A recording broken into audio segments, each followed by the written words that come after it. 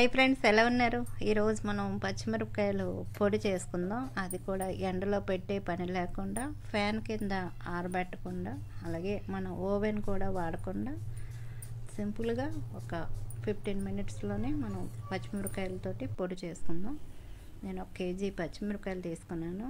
ఇవి వాటర్లోని కొంచెం ఉప్పు వేసి పచ్చిమిరపకాయలని శుభ్రంగా కడగాలి. నేను ముందుగా కడిగాను. కడిగిన తర్వాత ఇలా క్లాత్ మీద వేసి తడి లేకుండా తుడుచుకోవాలి. మనం పచ్చిమిరపకాయలు కూడా ఈ కాడలుగా చూడండి, ఈ కాళ్ళు ఉంటున్నాయి కదా, కాళ్ళు ఉన్నప్పుడే మనం కడగాలి. కాడలు తీసి మాత్రం కడగండి. కాడలు ఉండగానే పచ్చిమిరపకాయలు కడిగి తడి లేకుండా ఉంచుకోవాలి. ఇలా నేను ముందుగా చక్కగా తుడిచి పెట్టుకున్నాను క్లాత్ తోటి. ఇప్పుడు పచ్చిమిరపకాయ కాడని మనం తీసేద్దాం. తీసి పచ్చిమిరపకాయలని ఒక బౌల్లో వేసుకుందాం. మా అబ్బాయి పచ్చిమిరపకాయలు పొడి పంపు మమ్మీ అన్నాడు. అక్కడ మనకి పచ్చిమిరపకాయలు దొరకవు. మనం దొరికినా మన ఇండియా పచ్చిమిరపకాయల టేస్ట్ ఉండదు. అందుకని మా వాడు పచ్చిమిరపకాయలు పొడి పంపమన్నాడు. చాలా పచ్చళ్ళు అవి పంపమన్నాడు. అవి కూడా మీకు వీడియో పెడతాను, చూడండి. నేను 1 కేజీ పచ్చిమిరపకాయలు తీసుకున్నాను. ఇలా కాడలు లేకుండా చక్కగా శుభ్రంగా మనం తీసుకోవాలి. ఇలా కాడలు లేకుండా మనం తీసుకున్నాం కదా, ఇప్పుడు దీన్ని కట్ చేసుకోవాలి. పచ్చిమిరపకాయలని ఇలా నిలువుగా కట్ చేసుకోవాలి. ఇలా నిలువుగా కట్ చేసుకోవాలి. మీరు చేతులకి గ్లౌజులు వేసుకోండి, నేనైతే వేసుకోలేదు. చక్కగా ఇలా పచ్చిమిరపకాయలన్నీ కట్ చేసుకున్నాను.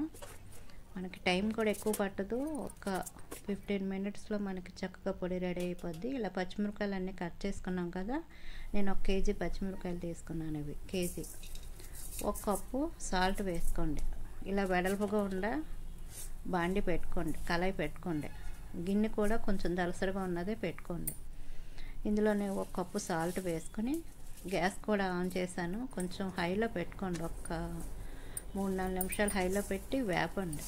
ఇలాగా ఉప్పులో వేసిన తర్వాత, అదే సాల్ట్లో వేసిన తర్వాత హైలో పెట్టుకొని ఒక 5 నిమిషాలు వేపండి హైలోనే.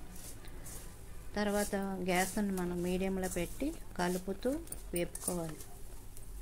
చక్కగా ఇలా కలుపుతూ వేపుకోవాలి. ఫస్ట్లోని కొంచెం తడి వచ్చినట్టు ఉంటుంది. పచ్చిమిరపకాయలు ఇలా తడి వచ్చినట్టు ఉంటుంది. మీరు మాత్రం కంగారు పడకండి, వాటర్ వస్తుంది ఏంటి అనుకోకండి. అలా మనం వేపగా అవి డ్రై అవుతాయి అన్నమాట పచ్చిమిరపకాయలు. చూడండి, కళాయి కూడా కొంచెం నలుపు అవుతుంది. కడగడం కూడా చాలా సింపుల్. నేను ఈ పచ్చిమిరపకాయలు వేపిన తర్వాత ఈ కళాయిని వాటర్లో వేసి అంటే ఒక 2 గంటల సేపు ఉంచాను అంతే, ఇంకేం చేయలేదు. వాటర్లో వేసి ఉంచిన వెంటనే ఆ సాల్ట్ ఇదంతా వదిలిపోయి కళాయి కూడా శుభ్రంగా అయిపోయింది. మీరు భయపడకండి, కళాయి ఏంటి నల్లగా ఉందనుకోకండి. ఇలా గ్యాస్ని మీడియంలో పెట్టుకుని కలుపుతూ వేపుకోండి పచ్చిమిరపకాయలని. చాలా సింపుల్. అంటే మీకు నేను కేజీ చేసి చూపిస్తున్నాను, కానీ వాడి గురించి నేను ఒక 2 కేజీలు పచ్చిమిరపకాయలు పౌడర్ చేశాను. మీకు చూపించినాక 1 కేజీ చూపిస్తున్నాను అనమాట. వేగేయలేవో మనం ఒకసారి చెక్ చేసుకుందాం. ఇంకా వేగలేదు, ఇంకా మెత్తగా ఉన్నాయి. ఇంకొక 5 నిమిషాలు వేపుకుందాం. అంటే ఇలా మనం పట్టుకోగానే చక్కగా ఇలా విరగాలి. అప్పుడు మనకి చక్కగా వేగిపోయినట్టు. మనం ఎండలో ఆరబెట్టే పని ఉండదు. చాలా సింపుల్గా ఇలా మనం రెడీ చేసుకోవచ్చు. నేను ఎప్పుడు ఇలాగే పంపుతాను వాడికి. వాడు అక్కడే కదా మనకి, అంటే ఇంచుమించు సంవత్సరం పాటు చక్కగా వస్తుంది పొడి. చూడండి, చేతితో పట్టుకుంటే చక్కగా విరిగిపోతున్నాయి. అంటే చక్కగా వేగిపోయింది. గ్యాస్ కూడా ఆఫ్ చేసాను. ఇది కొంచెం చల్లారనియండి. చల్లారిన తర్వాత పచ్చిమిరపకాయలని వేగిన వాటిని మిక్సీలో వేసుకుందాం. బాగా చల్లారిన తర్వాత వేసుకోండి, వేడిగా ఉన్నప్పుడు వేయకండి.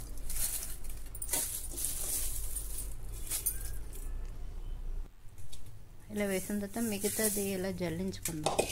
అంటే గింజలు ఉంటాయి కదా, పచ్చిమిరపకాయ గింజలు, అవి కూడా మనం వదలొద్దు. ఇలా జల్లించుకుందాం.